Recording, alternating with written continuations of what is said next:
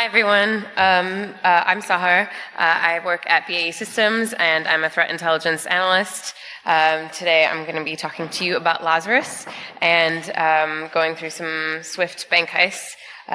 So let's kick it off.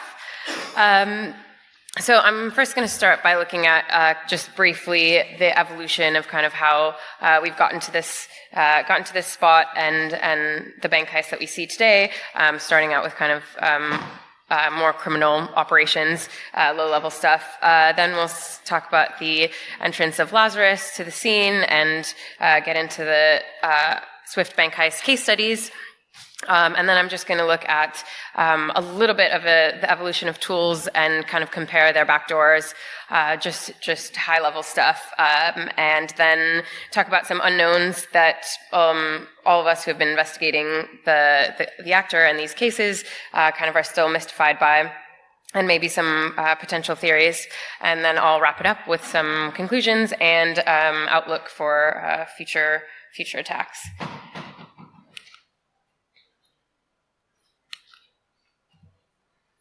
So it used to be that, attacks would really be low-level, kind of opportunistic, target the low-hanging fruit, and really didn't need many resources. So you're looking at phishing and web attacks and things like that.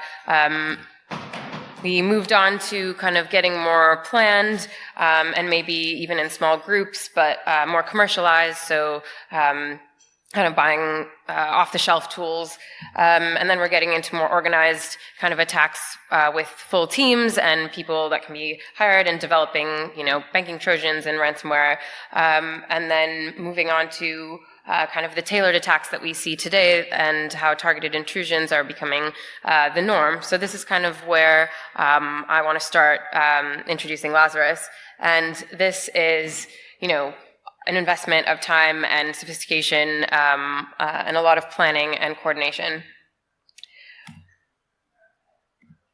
And the payoffs are actually a lot better, as you'll find out. So just to recap, I'm sure a lot of you have heard of the Bangladesh bank heist because we never stop talking about it. And this was pretty big milestone and kind of kicked off the investigations into this group in the Swift heist capacity. So this was back in 2016, and really at the time it was pretty high profile in terms of the intrusion itself, but also the subsequent money laundering. And I'll kind of talk about that a little bit. But I think one of the important things to note now, obviously, is that it definitely wasn't a one-off, which people thought it was at the time. So just a quick rundown of what happened. So basically, there was a lot of, again, planning and coordination that went into this. So there's the setup in May 2015. The attackers had set up accounts in the Philippines and Sri Lanka in preparation, presumably, and there was recon up to 18 months before the actual heist. The intrusion happened on a Thursday. The attackers executed the Swift transactions to send money to those accounts that they had set up. Bangladesh Bank noticed issues with the printers on the Friday, and the Swift errors showed up on Saturday, as did the messages from the Federal Reserve, and the last activity that we saw from the attackers was on the Saturday. So this happened over a bank holiday weekend. The Monday was Chinese New Year, and in Bangladesh, the weekend is the Friday and Saturday. So there was basically 4 days where people weren't able to notify and basically caused a bit of a delay in terms of addressing the issue, which obviously was well thought out by the attackers. So then finally Tuesday comes around and stop orders are issued from Bangladesh Bank to the Federal Reserve, and 850 million ends up being blocked. 20 million doesn't go through to the Sri Lankan accounts because of a typo, and then the 81 million goes to the accounts in the Philippines and then goes on to be laundered through the casinos. So really what I want to point out here is kind of the sophistication and the inside knowledge of how the Swift systems work. So the attackers were able to manipulate the printers the balances on the SWIFT messages, and then the printers to cover them up to hide those fraudulent transactions. So really good knowledge of the banking operations and business processes.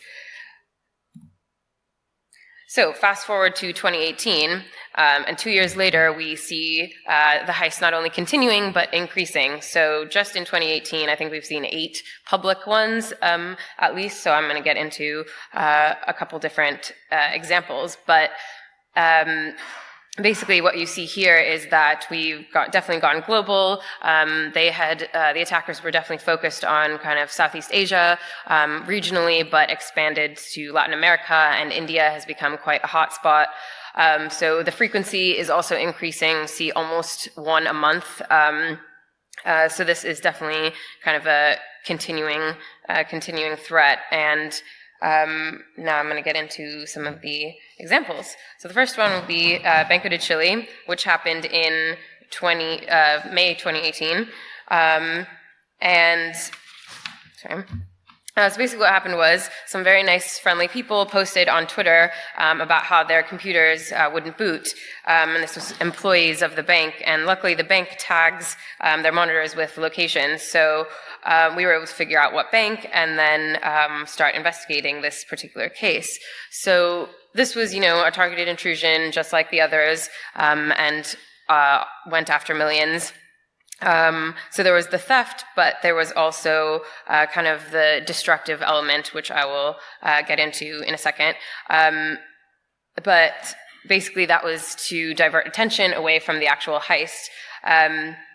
So, occupy the IT teams, the security teams, and basically present them with a bigger problem than the actual money getting stolen. So they did use a new tool, MBR Killer, which I'll talk about. But actually, it wasn't the first time that we saw destructive tactics, and I think that would have been Taiwan, which was in October 2017. So now I'll get into just high-level view of how MBR Killer, kind of the highlights of it. So this targeted secure NTFS, targeted partitions. And the wiper was implemented in NSIS language, so the installer was doing the wiping as opposed to dropping a wiper, which then did it. It matched with kind of previous Lazarus tools and ops that we've seen, so protected with VM Protect, so kind of the same cracked version as before. What was interesting is that we didn't actually identify other samples that were similar to this one. And it might be because it was used as a one-shot tool, even though which I'll talk about later with how Lazarus is acquiring all these wipers. So the second case study that I'm going to look at is Cosmos, and this one is quite interesting for a different reason. So the wiper aspect of Banco de Chile made it pretty significant, and definitely the bank's kind of services went down for several days, and just took out the bank's network, and it was completely inaccessible. So I'll talk about kind of how the tactics have been getting more aggressive.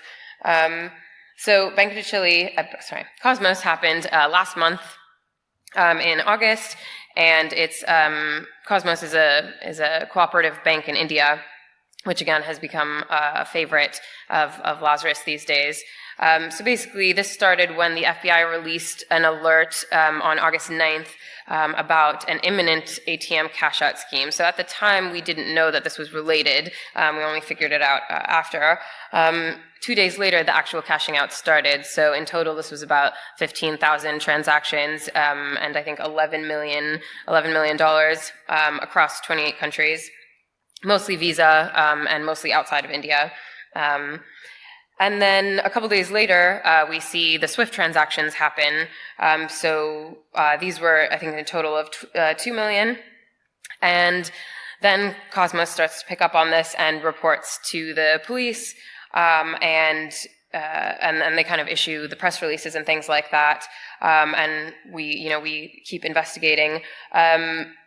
the bank's network went offline for a couple weeks at least. I don't think they've reached full functioning capacity still, but it was basically a pretty big hit.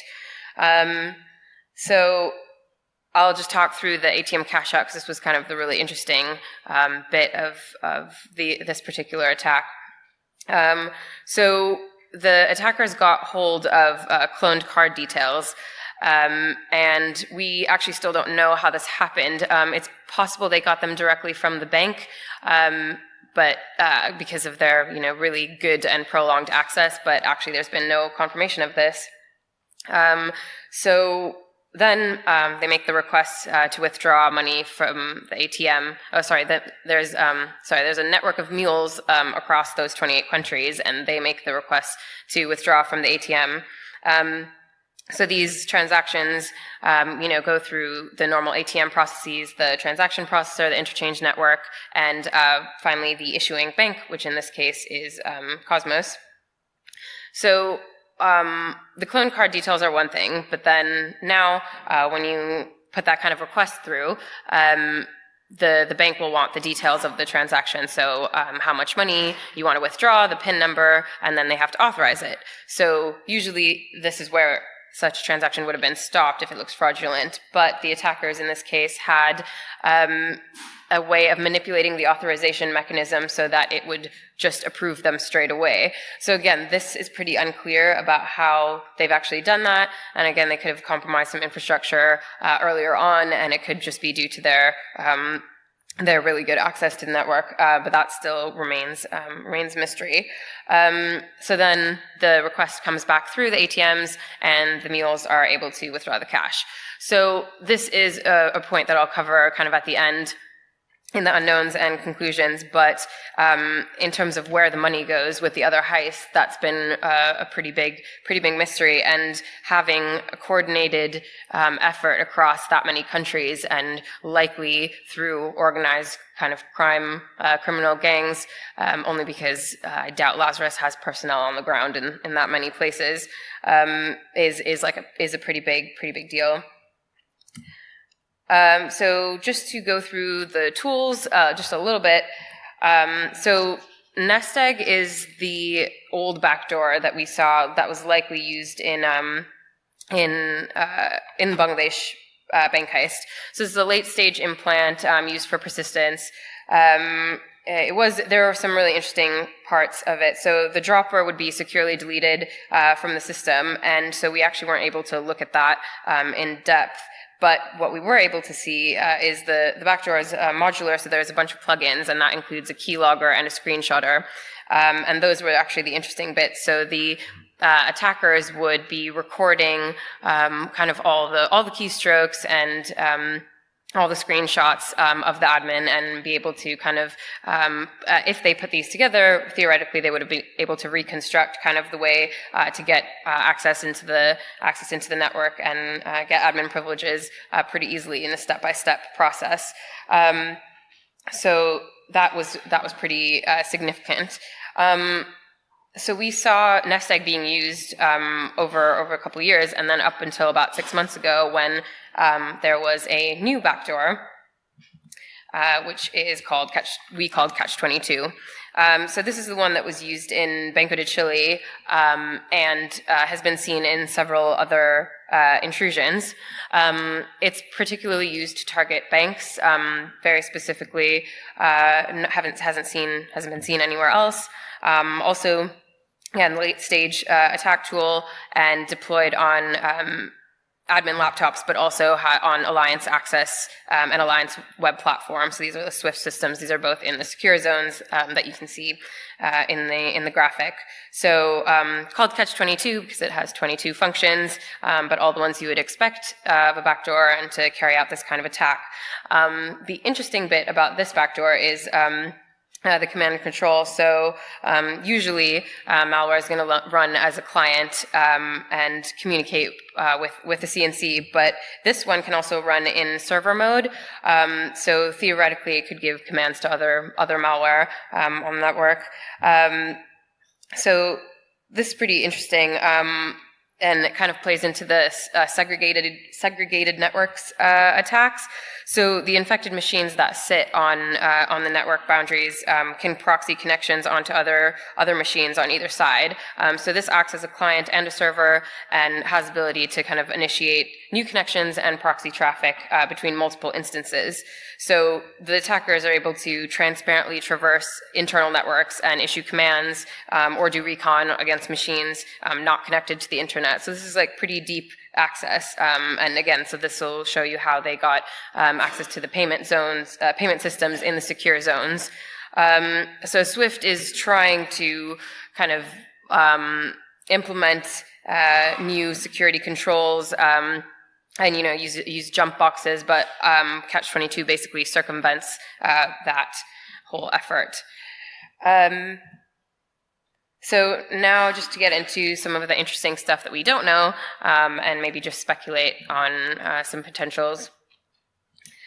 So one, why are there so many unknowns? So there's a couple reasons for this. The banks that have been targeted, again, as I mentioned, regionally, are, Southeast Asia, Latin America, and now India, in more vulnerable areas of the world, maybe less attention on security. But some of it, they could probably target Western institutions and similar things would happen. But some of it is more their ability to be kind of really vigilant and diligent about cleanup, so deleting logs. They're very careful not to leave traces. And another thing is their presence in the network for these bank heists is usually a minimum of several months, up to kind of 18 months that we saw in Bangladesh. So the time between infection and cash out is really long. So most of the time you're not going to have access to kind of logs or anything like that. And so the origin is really difficult to discover. And it kind of creates a lot of mysteries for people investigating. In terms of intrusion vector, so this was a mystery up until pretty recently, and even then it's only been a couple cases that were kind of covered in the recent Department of Justice indictment, and some of the spear phishing emails were kind of shown in there for a couple cases. But really, for the most part, like I said, because the infections happened so much longer ago, and they're usually not discovered in the network till much later, we don't really know where the infection came from. One interesting point is that the watering holes, which I haven't mentioned in this presentation, but we have kind of blogged about and stuff. So watering holes in October 2016, and these we found them targeting financial regulators in Poland and Mexico. So the interesting part about this is that they had IP whitelists because they didn't want just anyone getting infected. So they had IP whitelists, and they had a whole list of organizations on them. And Banco de Chile actually shows up on one of those whitelists, but it's still unclear if it was actually connected. That would have been 19 months before the actual attack. So we're not sure if the watering hole was actually the intrusion vector, but an interesting point that they were thinking so far ahead. So next one is really interesting and kind of terrifying. So the access to the Swift Alliance access server. So we've been investigating these for over 2 years now, and Swift has been also obviously implementing new controls and kind of trying to respond to these threats and these intrusions. But every time they implement new controls, it seems pretty much like child's play for Lazarus to kind of circumvent those, and they don't seem to have any trouble, really. So the theory is, which again, totally speculation, but might have access to a live Swift server, either through compromise or some other way. But basically, that seems to be the only explanation for them being able to keep up so easily, and without having any of these new controls deter their attacks. Another thing is the wiper acquisition and distribution. So acquisition, so there was a ransomware that was used in the Taiwan heist called Hermes, and this one there is there are similar versions of the ransomware out there, but this particular version was only seen being used by Lazarus. But because of the overlaps, we suspect it might be a shared tool or a purchase tool. And again, with their use of MBR killer in Banco de Chile, it's possible that these are just commercial kind of off-the-shelf tools, and they may customize them a little bit, but it looks like they have kind of just easy access to these, whether they're buying them or finding them. So this is probably something we'll keep seeing. But again, we don't actually know where they come from, but it's a low-cost, kind of high-impact way of advancing their attacks. Distribution is an interesting point. For MBR killer in particular, we don't actually know how they managed to get all of that wiper to across all the machines on the network kind of at the same time. There's no evidence of worm-like propagation. It still seems pretty unclear, but because of their access, again, we assume this could be due to some kind of built-in Windows functionality or kind of through deploying tools, the tool as an update, or something that will basically be able to impact the entire network at the same time, just by leveraging legitimate processes. And lastly, where does the money go? So this is a pretty interesting one and kind of out of our jurisdiction a little bit. We don't really do money laundering, mostly just look at the intrusions. But since Bangladesh and up until Cosmos, in between, there's been pretty, very kind of few insights into what happens to all those millions. So in the Philippines, for the Bangladesh bank heist, they definitely laundered that money through casinos, but because there are the casinos are exempt from reporting, that kind of activity in that jurisdiction. So really, it kind of ended up being a dead end. And likely the theory is that, again, because they have mules everywhere, which we kind of saw evidenced by the ATM cash out for Cosmos, that they're using kind of criminal networks, local criminal networks to kind of get the money out. And it's likely just being funneled to places where they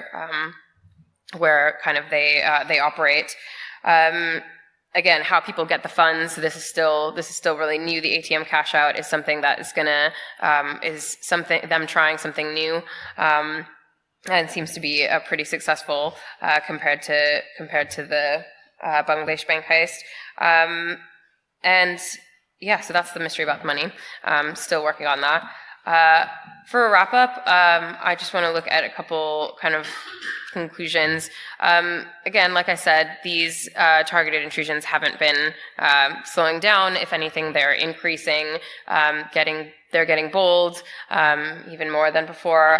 So this is something that definitely should be looked out for. And I think the important thing to note here is, again, Cosmos being a good example of the overlap between financial crime and cyber operations. So there's multiple kind of aspects to this, to these attacks. Diversifying techniques. I keep mentioning the cash out, but this is actually pretty new. They did try that, but 2 days later, you can see them reverting back to their old habits, which is the SWIFT transactions, because getting money out of the system is probably one of the harder parts, arguably more difficult than the actual intrusions themselves, because those seem to be pretty easy for them. But getting money out of the system has been tricky. And especially because SWIFT is such a hot topic now, and people are paying a lot of attention. So this is a much more decentralized way of doing that. But because the payout is so good, and you can take millions at one time, we kind of anticipate seeing SWIFT targeted more just as much. Like I said, I just mentioned the tools that they've used. Again, Nest Egg served them pretty well for a couple of years. It's really kind of advanced, backdoor, and was doing well. They've kind of implemented a bit of a new tool set now, and we've seen Catch-22 used in kind of multiple intrusions. They're still really invested and developing, so I wouldn't be surprised if they got even more creative. So I do want to mention that with these wipers especially, the nature of these attacks is getting more aggressive, and though they're just using them kind of as a diversion and to cover up the heist themselves, and not really investing much in the wipers themselves, considering they've probably just grabbed them, again, commercially, they're really playing with fire. So I don't think they have quite got the hang of controlling them, but again, that's not really their problem because it has the kind of does the job that they want it to do. But for the banks, this is quite impactful. And again, banks' networks going offline for that long and creating accessibility issues. So this is kind of a severe hit to the financial system potentially if they get worse.